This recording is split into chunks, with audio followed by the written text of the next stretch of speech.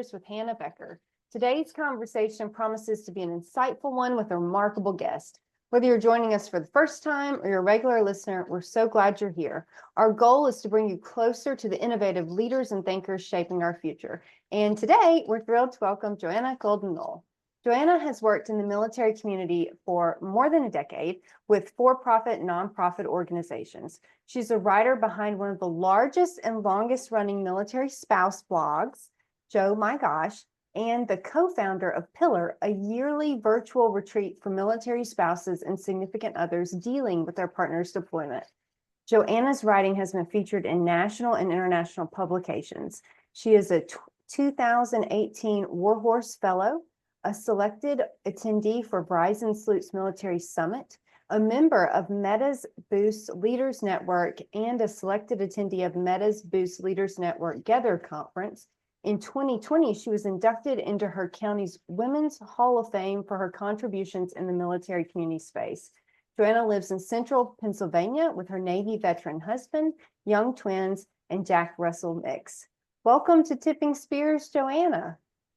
Hannah, thank you so much for having me. I'm really excited about this conversation. Yeah. So can you start us off by telling us where your story begins? Sure. So I'm a Pennsylvania native, and I went to Penn State University for my undergrad. My family is a huge musician family, and I went primarily to audition for the marching band. My parents actually met in the blue band when they were in college. They marched next to each other. That's how they got married. So I went to Penn State. I got into the blue band, and on my first day of band camp, I met a guy named John, and I was so worried about doing all the things and remembering all the things that I really didn't pay that much attention to him. But he paid attention to me. And I found that out a while later because we became friends. We went on a date 2 years after we met. It did not go well. And so then the next time we went on a date was when he had joined the Navy. We make things very hard. Yeah, we actually reconnected when he went to boot camp about, 5 years after college. And so he went to boot camp. His brother put on Facebook his address. And I also knew his brother because his brother was also in marching band with me. So I wrote John a letter, and he wrote me one back. And once he finally got access to be able to call, we started talking regularly for hours and hours at night. And within a year, we were engaged. He went to Afghanistan for a year. During the year we were engaged, I planned our wedding, and we got married about a month after he got home. So that's where my story begins, I think. And in that time, when we were dating, I was a teacher in Baltimore City. I taught American literature to juniors, and I taught AP language and literature to seniors, and then a bunch of smattering of other topics. And I loved my job, absolutely loved it. Before I fell in love with John, I figured that I was going to be there long term. Loved my kids. I loved the school. But that's not how life works. And fell in love. And when we got married, I left my job to follow him to Virginia, which is where he was stationed, and realized through a series of not really coincidences, just the way that the timeline for him was working out, that it didn't make financial sense for me to certify as a teacher in Virginia. This was before there was a lot of reciprocity between states, specifically for military spouses. It didn't make sense. We didn't have the money to do it. And I desperately did not want to be a substitute teacher We also realized that by the time everything would kind of get together, he would be up for orders. Mhm, mhm. And so, like, would we still be in Virginia? I don't know. Did it make sense? So I ended up doing something that I'd always wanted to do, is be a freelance writer. Um, and so that happened, like a lot of things kind of clicked into place. Was writing my blog, Joe My Gosh, which really took off about halfway through John's deployment. Um, and then continued to rise, specifically with Pinterest, which was a weird experience, Hannah. Um, Joe My Gosh, for like the first 6 months to like maybe a year, like my mom was the only reader of it, or like my mom and like my colleagues who were very supportive of me. And then I literally woke up one morning and I had 40,000 people on site. And it was Wow. because someone had pinned one of my articles. And that was in the olden days of social Mhm. media actually being able to go viral organically, Yeah. in a much more uh, kind of like, I don't even know what word I'm looking for here. I think it felt like there's more possibility for Yeah. just average regular people to go viral, Yeah. for like normal things, Yeah. not, like crazy stuff. And yeah, my stuff started really taking off on Pinterest. And so that was kind of my portfolio. Um, for my freelance writing. And so then everything else kind of followed there. And that's how I shifted my career, but also shifted into the military community space, with communications. Well, I remember finding your blog. This was like probably like 15 years ago, 12 years ago, 13 years ago. And I remember because I had to like create a care package for the first time. And I didn't know what that was. My spouse was deployed and I'm like Googling stuff, Joanna, and there's like no there at that time. I feel like people don't understand what the internet was like, 10 plus years ago, because you there wasn't all this stuff, just available. There wasn't AI prompting with ideas. And I remember finding your blog. You had this care package tutorial. It was so cute. And I built a little thing off that and sent it in, and then just started reading your blog because all the stuff you were talking about, like long distance relationships, the military spouse, like career stuff, how that impacts everything, like how military life impacts, the friendships you have, family relationships, even like your view of self, like when your career isn't viable, like kind of as you described or as you had lived. And I just remember finding your blog and was like, oh, my gosh, she understands. it was it was really interesting. And you were like right up there. You were like Kardashian level of military spouse internet celebrity to me for a long time. You're too much, Hannah. I You're was way too so much. excited to meet you. Oh, I remember that. And it was just, the military didn't put out stuff. I mean, I remember going to like the MWR office and like the base, like family stuff, and they didn't have anything. It was like a pamphlet with like deployment stressful. It's going to stress out your marriage. And like that was it. So no, your blog really created a lot of hope. And I think it really encapsulated this kind of like post 9/11 military spouse experience, when it was like an experience that you know was pretty far out there from what most civilians were dealing with. Like it was really unique. And your blog just really encapsulated a lot of that, and then provided a ton of resources, made a lot of people like myself not feel as alone. Well, I really appreciate that's really touches me. Excuse me. And that's it's one of the reasons I started writing. Oh my gosh, like I didn't write it to monetize it. Mhm, I wrote it because I was in Baltimore in a military relationship mhm, in love with somebody who was overseas in Afghanistan for a year. Um, and I like life was just going on as normal. Like, mhm, Baltimore's a big city. Like Mhm. it's not like I was living outside the base gates Yeah. or anything. There really wasn't any kind of support.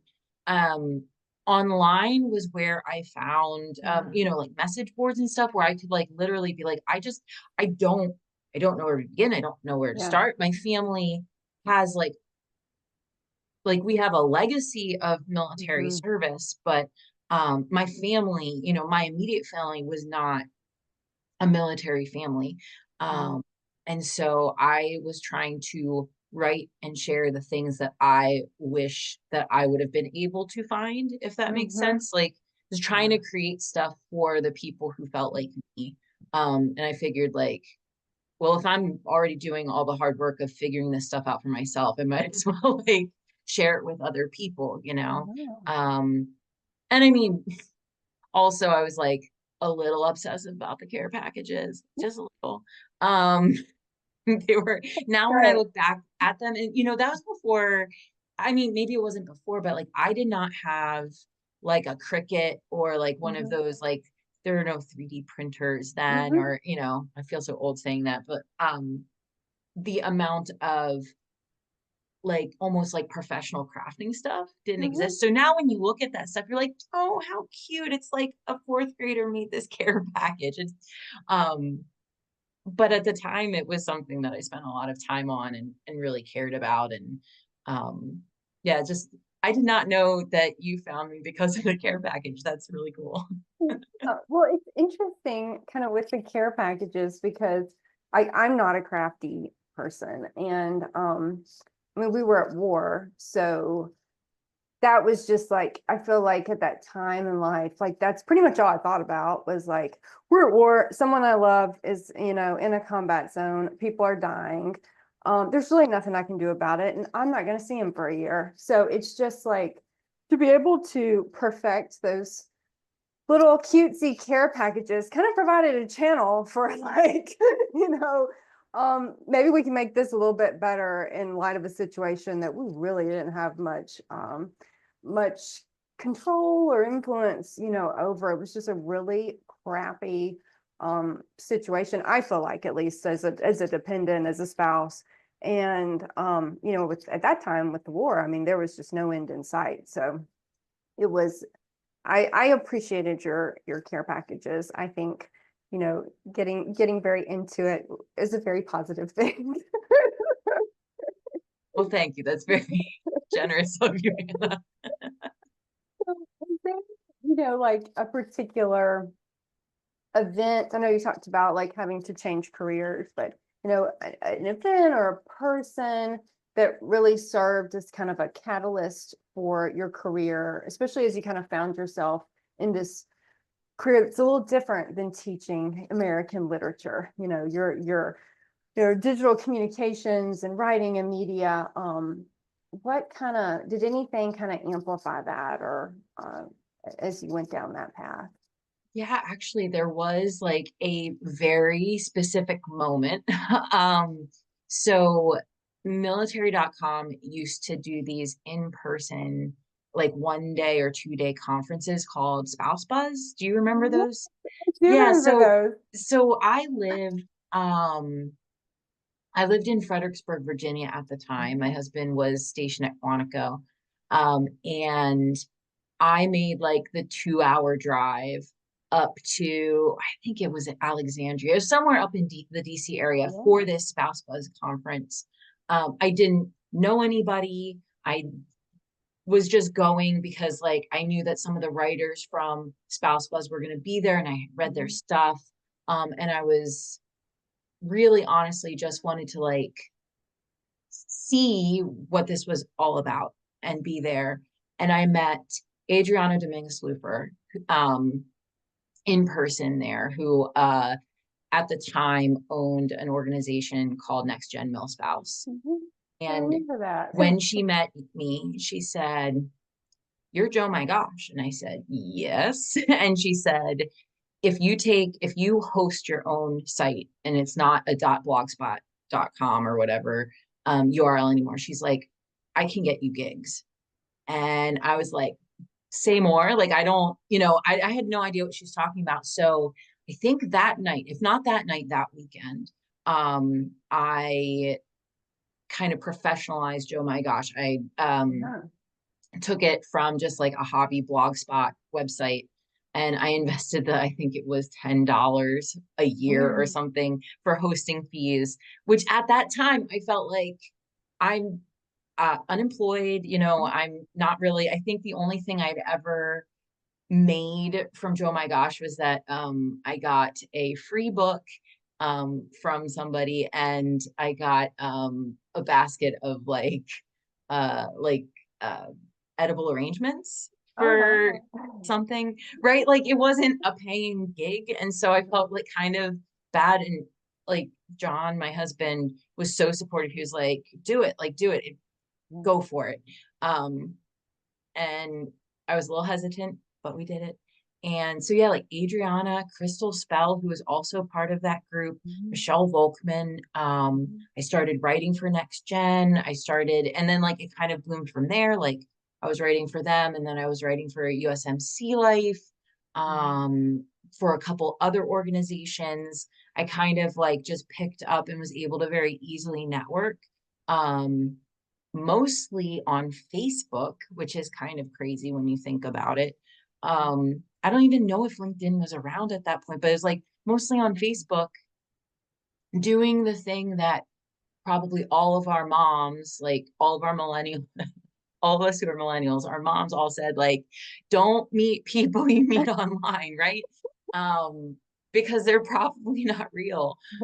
They're probably some scary dude in like a white van. Like, Yeah. don't do that. And I did that over and over again, meeting people online, meeting people in person when, we were able to meet up. Mhm. And I built this like kind of career that took me so much different things, really. But yeah, it's all because Adriana like literally said, you need, like, this is what you need to do. And I had not thought that what I was doing really had any value outside of like a creative outlet for me. So I'll always be grateful to her. So, Joanna, I know, every journey has its hurdles. Can you tell us kind of what some of the biggest obstacles were that you faced in your career and kind of like how you overcame them? Oh, that's a big question, right? So I think I don't know about obstacles necessarily, but I think figuring out how to adapt to changing situations, Mhm. career, um, not really reinventing, because like everything I've done has kind of been in the same vein, but like I've done some shifting Mhm. um to accommodate for, things that are happening, trends, Mhm. um, acquisitions of companies I was working for. I was just recently laid off by military.com, just going through a huge acquisition, or not Mhm. acquisition, uh, yeah, I guess acquisition is the right word. But like they're having a huge moment right now. And so I think what I've found with all of that is like I look more at what I do rather than what my title is, if that makes sense. And Yeah. this was really hard for me when I left my job as a teacher, because I had no idea, no concept of like how much self-worth I had Mhm. attributed to the title.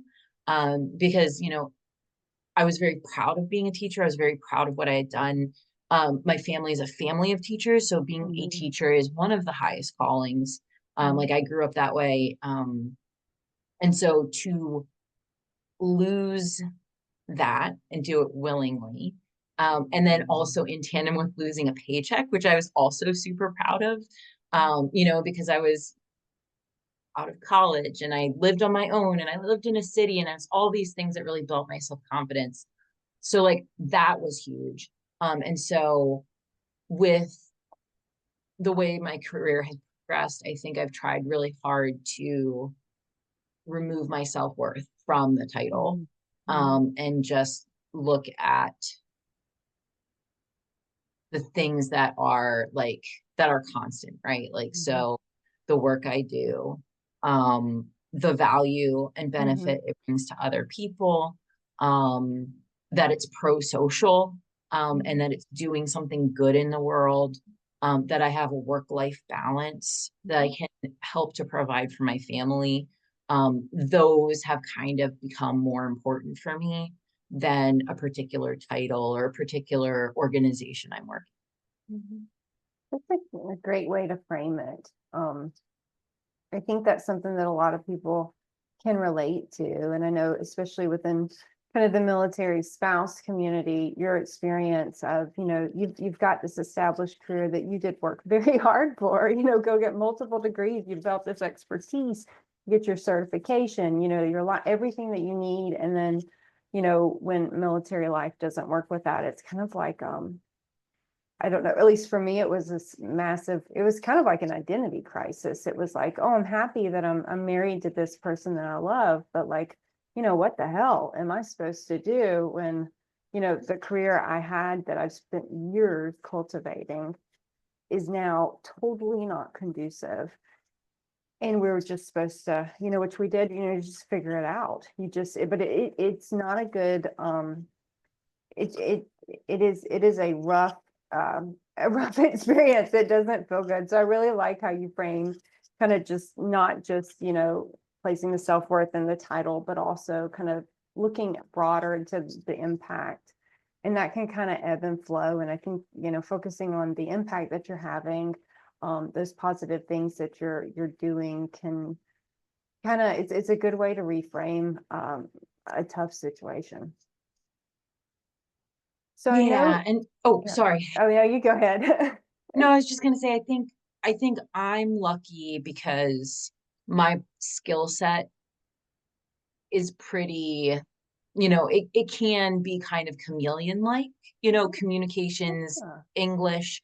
yeah, I'm not in the hard science, like in the hard yeah, sciences, where maybe like to do the work that I feel so strongly about, I would need to have like a physical laboratory or yeah. something like that. I don't know if my particular outlook works for other professions that are maybe more structured. Mhm, Um, but one of the things too that I feel like great satisfaction is I graduated with an English degree, my mhm. undergrad.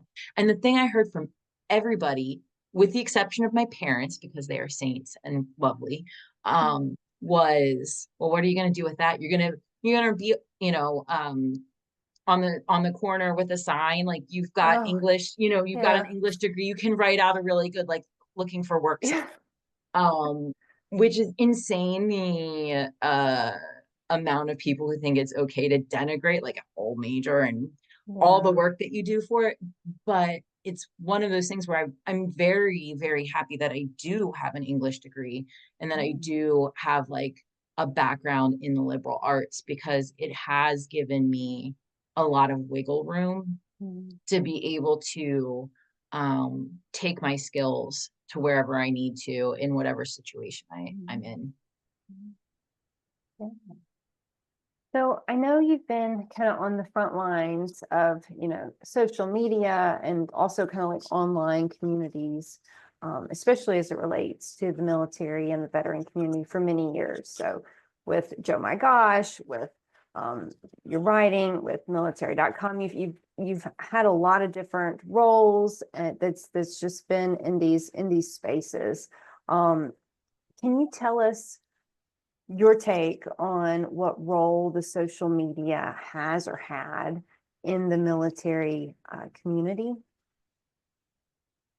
I think, it seems like it has evolved so much Mhm. um, over over the last, I don't know, 20 years or Yeah.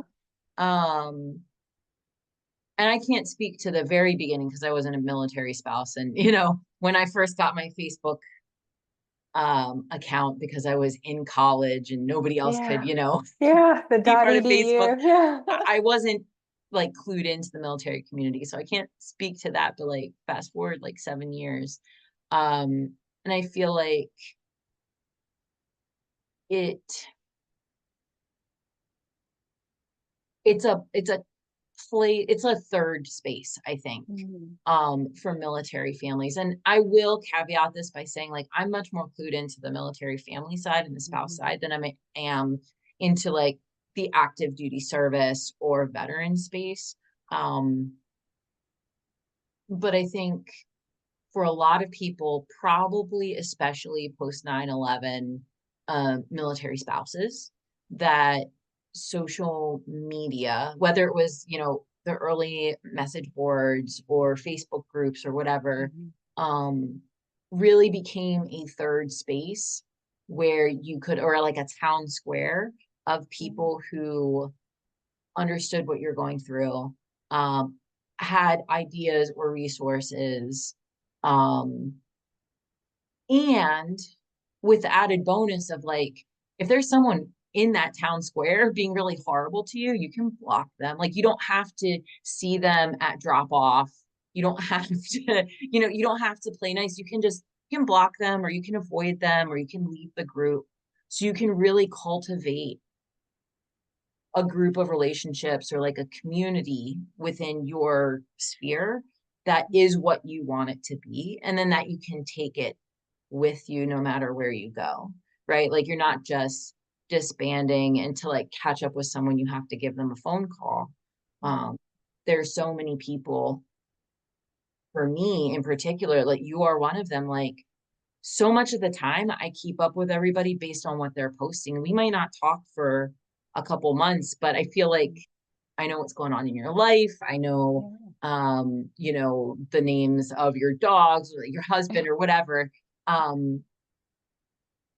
And I think that there is something really valuable to that. I mean, social media can be really toxic and horrible too, but I do think that there is a value to being able to keep up with people who you might not be able to because of a forced distance that neither one of you can do anything about, Yeah.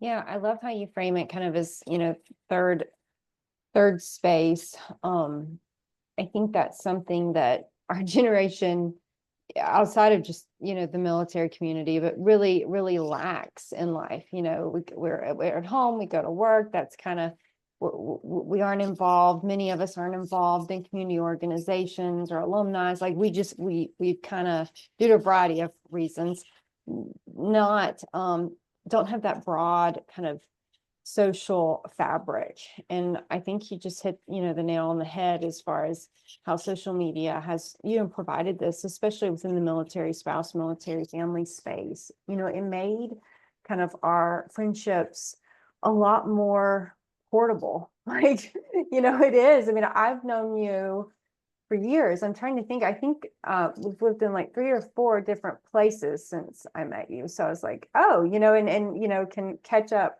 when we're passing through or in the same town. And it's a great way to maintain these relationships. And I think having friendships, quality friendships, is something that a lot of people don't have. And I think we're kind of collectively as a society realizing how important that is. And that takes time, and it takes engagement. And you're right, with social media can definitely enhance that kind of relationship. I guess you want to call it management or process.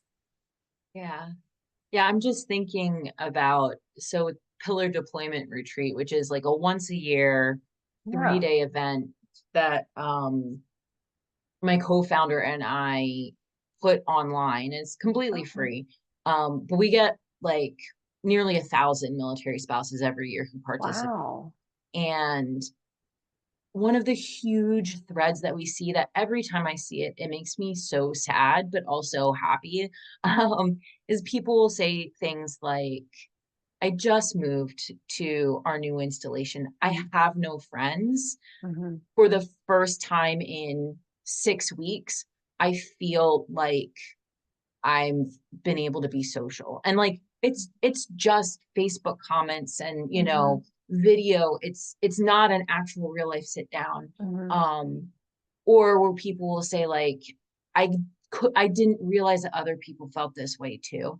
Mhm. Because that anonymity, I think, of social media can also help people be more authentic sometimes and share like some of like the things, like if they feel like it is a safe space, if they feel like they are surrounded by people who will not judge them or flame them or whatever. Sometimes I think you can ask that question, or you can say the thing like that you're afraid to say in front of someone, like, I'm Mhm. so sick of my kids right now, my husband's gone, how am I going to make it through because I just want to run away, right? Mhm. Like saying that to somebody else's face can be a real test of trust, and you might not have built up the trust with a friend if you just PCS somewhere and you're talking to just some random person, right? um so I think that there is the opportunity there too for a connection that is real and authentic. It's just not in person through Yeah. social media. Yeah, you really kind of increased accessibility, with like your pillar retreats. I mean, those are folks that wouldn't otherwise be able to connect. I mean, may not be able to, travel due to a variety of other, obligations, constraints, and yeah, you really open it up in ways that I think greatly extend beyond, kind of those traditional geographic bounds. Sure. And sometimes you just don't vibe with the people maybe you're planted next to. And that's Yeah, nothing wrong with those people or wrong with you. You just can't help when I was a teacher, man, every year there would probably be one class where like the kids just didn't click with each other. They yeah, were all good kids. There was nothing wrong with any of them. It just seemed like it wasn't the right combination, like the yeah. right vibes or whatever. So there'd always be like this one class that's just a little bit more forced, right, Mhm. than maybe some other classes. And I think that's a lot like the military spouse community too. Like sometimes you just don't click with the people that you just happen to, be beamed down with Yeah. because the military says this is where you live now. And so when you have, a safe third place online, you have nearly endless opportunities for finding people who are interested in the same things you are, or maybe who are different from you, but have, you know, the same sense of humor or values or whatever. So I think that's also a really positive part of social media. So I know, social media has changed a lot since you first went viral on Pinterest. So can you tell us kind of what new developments around digital communications that you are most excited about? Yeah, I think what I'm finding a lot of inspiration and excitement and um just like positivity in is watching the advocacy in the military spouse community, in the military family community, um, really pick up steam. And it seems like, and I have no scientific background backing for this. It just seems like in prior years or like 10 years ago, um, that there maybe wasn't like the opportunity, or maybe it was happening and I just didn't see it. But I'm thinking about Secure Families initiatives. They have been fighting for military family voting rights. They just scored a win, um, I think this past week. Um, but that's a group of military spouses from all over the country. Who are working on ensuring access to absentee voting, Mhm. military families for ethical leadership, PCS reform with Megan Harless. Mhm. She has been, gathering a lot of steam and around fixing the maddening hellhole that is moving for the Mhm. military community. But like substantial wins there. It's not just social media campaigns that go into nothing, like that go into the Mhm. void. Like people are actually listening to, you know, SFI or military families for free expression. Like people are listening, they are making things happen because we kind of have these like um, modes of communication and ways to garner um, public support Mhm. that are really, you know, intersectional and that can crisscross the country in seconds, right? Like Mhm. I can help support SFI and share something or sign a petition or whatever in seconds. Whereas, you know, if you think about like 20 years ago or 30 years ago, I don't even know if that would have been possible really to do it, certainly not in that level of speed, right? Mhm. But it would probably have taken a lot more legwork, a lot more time and energy and resources to find, first of all, find the people who are trying to make a change and then to join that group of people. And what happens if they live in California and you're in Maryland, you know? Um, Not to mention that just, you know, when there are when there is something that can be changed in the military community to make life better for families, I Mhm. think that it's much easier and expedient when people can actually share what their lived experiences from their point of view. So like videos or blog posts or whatever, Mhm. instead of it being necessarily, you know, mediated through other mediums that kind of remove you further and further from the point of view of that person who's being wronged or is trying to make a difference. Um, I that advocacy in the military space, I think, is so interesting. I feel like, you know, when I was first part of the military community, it felt like, at least online, that there were not a lot of people who wanted to really um, rock the boat. And I don't mean that in any disparaging to the people who did make change happen and did do things. It just seems like there's a groundswell instead of there being a few people here and there. It feels Mhm. like um, more and more families are saying, you know, we live this life and Mhm. we don't have to be scared to say this can be better. Like we love our country, we love what we do, but like also you have to take care of the people who do this. Yeah. So let me show you what my life is like. And I think that that's just really inspiring. Yeah, it can be kind of a tool for accountability. Like I think about the mold on in-base housing because that was something, I mean, it's years ago, but a cousin of mine, they reported to a new base, they check in, and the photos of what the mold all over the walls in this house would just make you sick. And they have two kids with asthma, they can't live there. And, you know, they tried like running at their normal channels, no one cares. The only thing that actually seemed to move the needle is the the spouse, the wife, she takes photos and she puts it up and the news picks it up. And it's like, this isn't available, you know, 20, 30 years ago at all. And I think you're spot on with kind of it kind of gives a voice to this part of the military community that didn't have channels like that before. I think not that there weren't channels for them to advocate, but it wasn't nearly as accessible. I mean, there's lots of limitations, I feel like lots of areas people could fall through the cracks on that. But with social media, I think, you know, they've got this channel, things happen fast. Um, and it's a real game changer for a lot of people. And I mean, it can help make things better, which is really, you know, it's not just individual, but collectively make things better. So, you know, now finally addressing mold and base housing. So, Right. Yeah. I mean, military spouses and families have always been fighting for making mhm.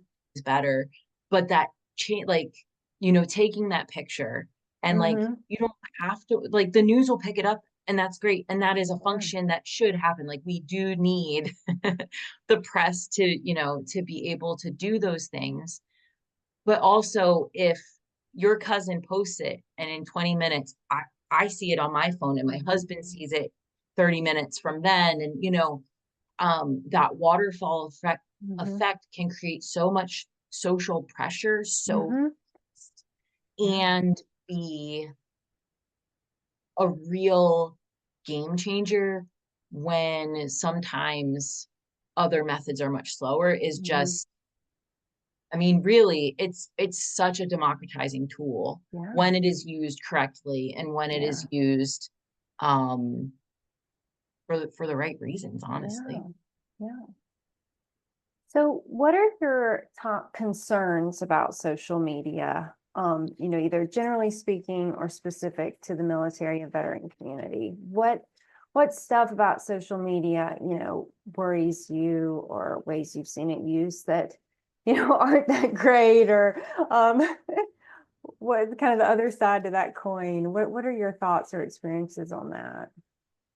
Yeah, I think we're only at the tip of the iceberg with AI generated Hmm. garbage, Yeah. um, videos, pictures, um, things that are very, very convincing and that Hmm. are not, that currently don't have any kind of governors on them to ensure that people know what they're consuming. I think that's a big problem. Um, in particular, the military community is more likely to be targeted for scams and Hmm. kind of like bad actors and things like that. I think that that is something that's being overlooked a lot when we talk about AI. I think oftentimes, like, we talk about, like, you know, maybe images or videos that are disturbing, which, and they're created through AI, which is obviously a problem, right? Hmm. Or like videos or images that, are created in just straight out propaganda or whatever. Hmm. That's a problem. But I think also the scam side of things, I think particularly with older veterans, Hmm. I'm really afraid that we'll probably see a lot of that kind of coming down the pike. I hope not. I hope that that's just like a baseless fear of mine. Um, I think, a lot of content that we see in the forms of like comments, people get in my opinion, really, really tied up Hmm. in what people are saying online. Like, people, they don't know what people are saying Yeah. online. But we know that foreign governments, bad Mhm. actors have bot farms. We know that the military community is targeted. We've seen this over and over throughout the years. Um, there is a number, like, depending on what research you look at, anywhere from like 5 to like almost 40% of all social media traffic can be attributed to bots, which is Mhm. terrifying. I think it's also enlightening if you know that, so that you can just think to yourself, if you see something and you see a lot of comments that you personally find disturbing, right? Or Mhm. like, you're like, what in the world? Like, in real life, none of my friends think XYZ. How is everybody else, right? Yeah. You can think to yourself, like, just roughly take out half of these comments, because it's Yeah. likely that not that some, if not almost half of what you're reading, is probably bot generated. And of course, I'm talking about like when you're looking at like a news story that's like, say, like a Mhm. CNN story, right? Not your personal social Mhm. media of like the pictures of your kids or whatever. Like, those are real. That's me, ma, commenting on your stuff. That's not a bot, right? Um, so I think that is enlightening for me, but concerning, because I think that people forget about that or don't know that. And so then they are also feeling a lot of anger or a Mhm. lot of happiness, depending on which way these bots are swinging Yeah. things. You know, we saw that with the big Cracker Barrel logo kerfuffle. There's just a statement out that thousands and thousands and thousands of comments that were against Barrel and were inciting anger about this dumb logo. That those were fake. They're Yeah. bots. Yeah. Trying to incite anger and rage and stuff, and it worked, and people got angry. So I just, you know, I think that's only going to increase. I think we're going to see, you know, every time that there's a big, like a big news story, a big national or international event, like you just have to say to yourself, like, not everything I'm seeing on social media is real. And like, in particular, if you're starting to see the same messaging over and over and over again, might look different, but it's likely bots. It's not just everybody in lockstep, like real life people in lockstep, because that's not how real people are, right?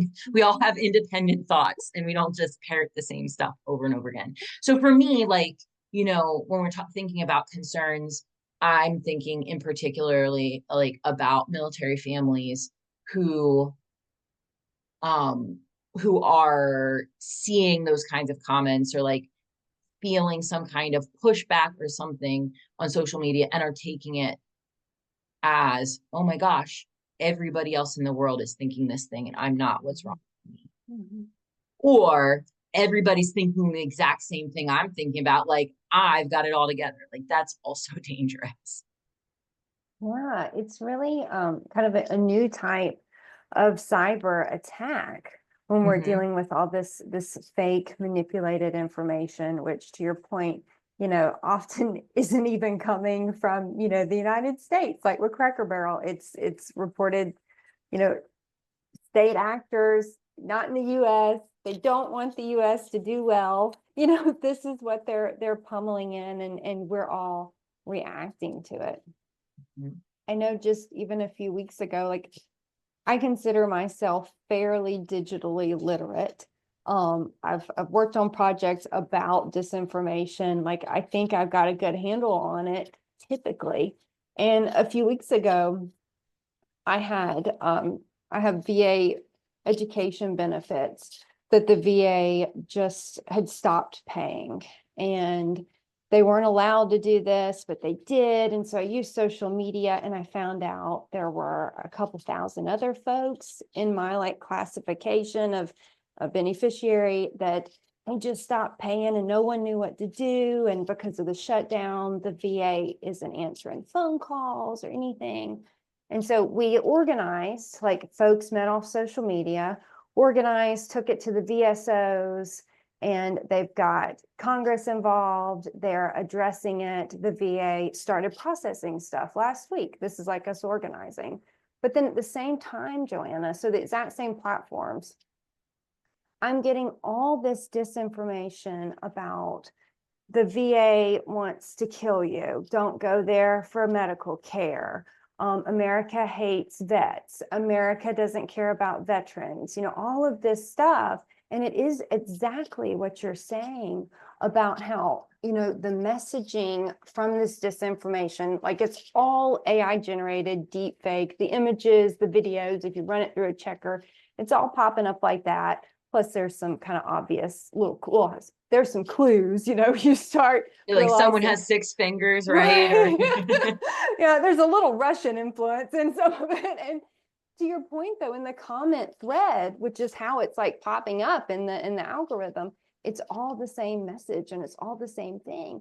And the crazy thing is, like, I looked at that and I'm like, oh, you know, that's probably fake on one hand. On the other hand, Joanna, I have an appointment with the VA in a few weeks, and it kind of makes me not want to go, even though I know it's fake. And it's crazy to me that like that kind of visual, it's almost like a, it's, I guess I'm, for lack of a better word, like a fake out. Like it's, it is like you see the videos, you see the 3,000 comments of folks claiming, you know, the VA sent this, folks, you know, it's bots, but you know, all of this. And it was really interesting to me of like how in a set amount of time, social media could be something that, you know, we got some advocacy moved on a very important part of VA education benefits. At the same time, like I'm being just kind of targeted with all this disinformation, making me not trust, you know, a healthcare option for me, making me question lots of things about my country and like how my family's perceived in it. And I intellectually know that, you know, this is fake, but it has this insidious way of kind of getting, I guess, kind of in a part of your like brain that really preys on fear and like worry, and, you know, and it really exacerbates it. And to your point with folks that, you know, aren't even aware of how that works, like they don't know what a chat bot is. They can't even like conceptualize how to 4,000 comments all pop up at once. That's such a daunting environment to kind of wade into.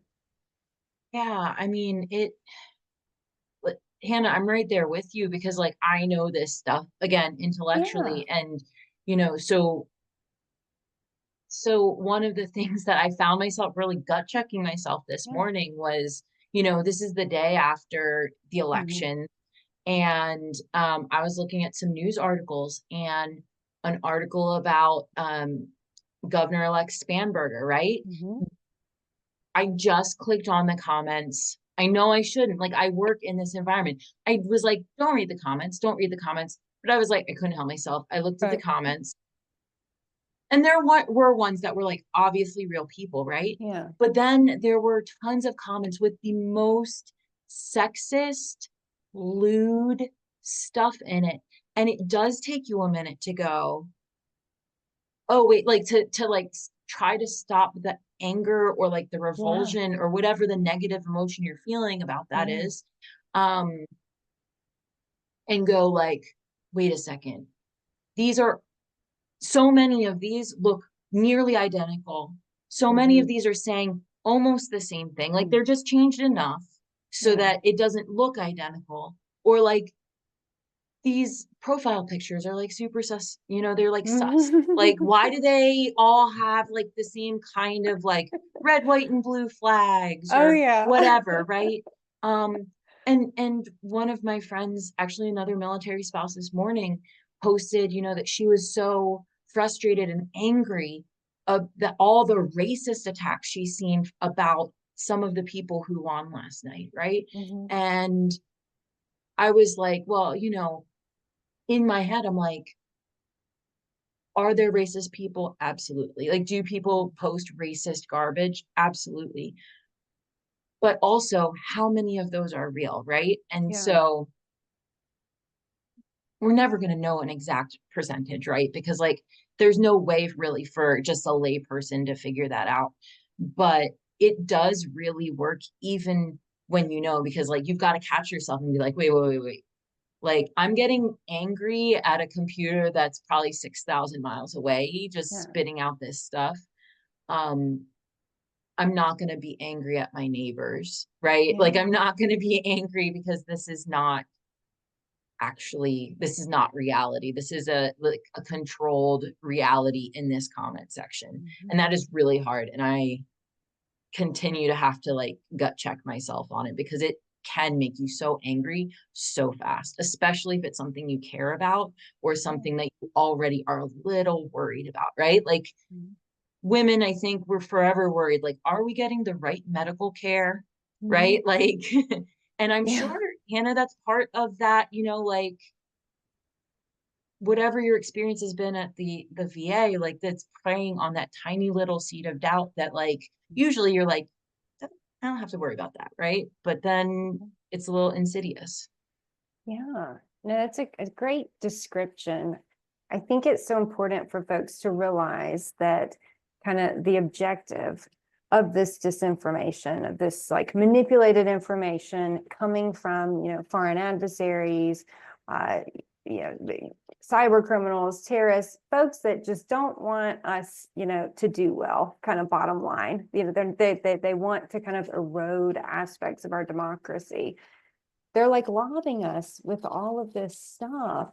And their goal is, you know, for you and I to see it first thing in the morning, be scared, like upset, angry, not talk to our neighbors as a result, like disconnect far even more from our communities, disconnect from each other, and kind of live in this state that isn't isn't united or productive in any form or fashion.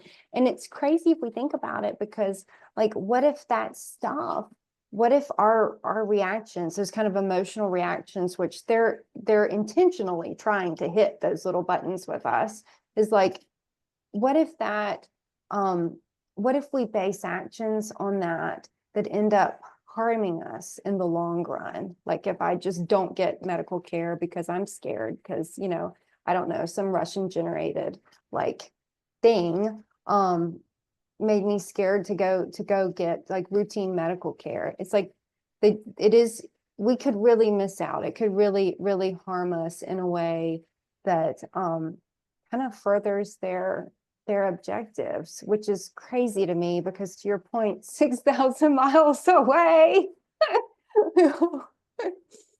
Right? Like if you can catch yourself before, but that's the Yeah. hard part about emotions, right? Like Yeah. you emote first, and then most people emote first, you have that gut reaction, Yeah. and then you have to talk yourself down. And there's Yeah. nothing wrong with that. You just have to kind of make it a practice, I think, especially Mhm. like, you know, I spent like at military.com, I was like chronically online for nearly 7 years, because I was a social media and community engagement manager. Mhm. So like you have to like make it part of your practice to like Yeah. gut check yourself on what actual reality is, and to, you know, not get spun up about things. Or you know, I think something that people really put a lot of stock in, and I'm hoping that it's kind of with the proliferation of bots and us knowing Mhm. there is so much of that, and with AI and like comments that people can like literally just on Facebook like have AI create at the top, Mhm. you know, touch of a Yeah. button. I'm hoping that we're going to kind of get away from this idea that like what's being said on social media is public opinion. Mhm. um and maybe stop giving so much weight to the way people or the way comments show up on a singular post, Mhm. right? Or the way that they show up on something that is a campaign that like clearly makes you go like, why do people care about this? Like Cracker Yeah. Barrel. Like, Yeah. but why though? Like, and I think that's the thing that we have to train ourselves to do too, not just to gut check that emotional reaction, but then to ask yourself, like, who is profiting from this? Or like, Mhm. who is gaining power or gaining influence over like this particular messaging? Um, but that's an entire other podcast, Hannah. So So I know we're both millennials, which I think makes us kind of unique as a generational cohort, because I feel like we remember the world, you know, before the internet, a world with phone books and like proto dialing phones and, you know, film cameras.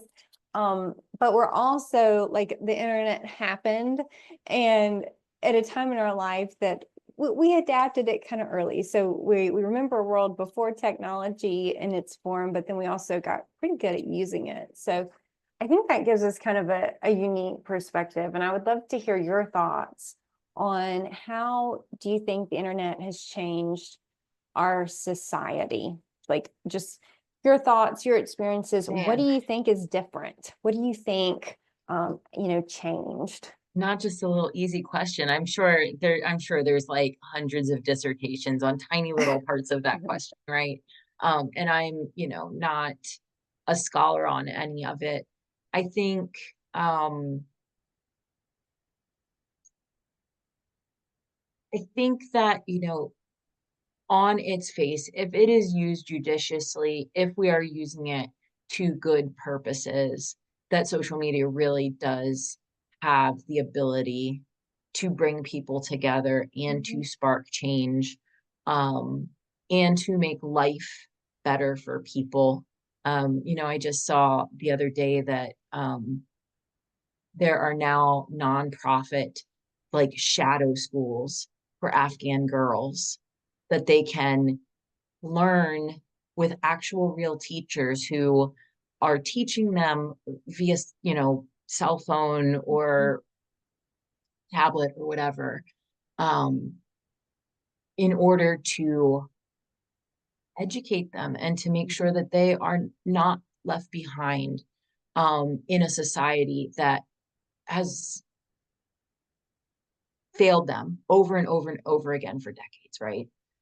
With a world that has failed them over and over and over again for decades. And so, like, I think that is like one of those places where like that's the best possible, most highest use of the internet and social media. And that gives me so much joy and hope thinking that there is a little girl somewhere that is learning how to read or is learning about the world around her or places that maybe she'll never go to, but she's getting the chance to do that, where that would be nearly impossible in the current situation if there was not the internet and there was not social media.